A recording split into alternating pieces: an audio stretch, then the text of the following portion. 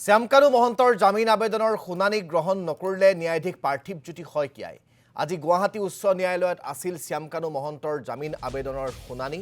উচ্চ ন্যায়ালয়ৰ ন্যায়াধীশ পাৰ্থিৱ জ্যোতি শইকীয়াৰ বেঞ্চত ৫ নম্বৰত আছিল শ্যামকানু মহন্তৰ শুনানিৰ গোচৰটো পিছে ন্যায়াধীশগৰাকীয়ে গ্ৰহণ নকৰিলে আবেদন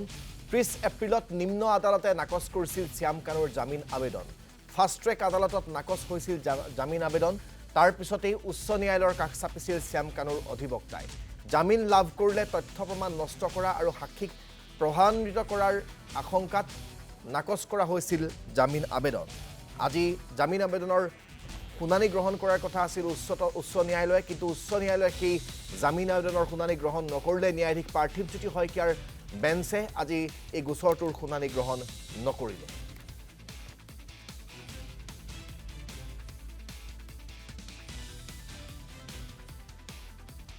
Item number 5 was Honorable Justice Parthiv Jyoti Soikia Saro Court. কিন্তু তেখেতে যেতিয়া আইটেমটো কল কৰিলে অৰ্থাৎ কেছটো কল কৰিলে তেতিয়া অনাৰেবল কোৰ্টে ক'লে যে মই এই কেছটো ল'ব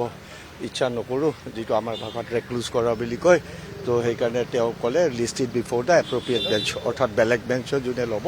তেওঁলোকৰ ওচৰত যাব এতিয়া মানে আজি শুনানি নহ'ব একোৱে নহ'ব তেওঁ নলওঁ বুলি কৈছে জাজে নিজে কৈছে মই এই কেছটোৰ পৰা বঞ্চিত থাকিব বিচাৰিছোঁ তেওঁৰ পাৰ্চনেল বহুত কথা থাকিব পাৰে সেইটো কাৰণে তেওঁ ল'ব ইচ্ছুক নকৰিলে নাই দিয়া কাৰণ কিয় কাৰণে সেইটো ৰেজিষ্ট্ৰীয়ে ডিচাইড কৰিব আকৌ কেতিয়া উঠিব কাৰণ তেওঁলোকৰ উকিল কেলকাতাৰ পৰা আহিছে যিহেতু চ' সেইটো কাৰণে তেওঁলোক চাগে ৰেজিষ্ট্ৰীত যাই কথা পাতিব পাৰে তো ৰেজিষ্ট্ৰীত কথা পাতি যদি ডেট এটা নিৰ্ধাৰিত কৰে সেইমতে ফিক্স আইটেম হিচাপে আহিব নহ'লে এনি টাইম আহিব পাৰে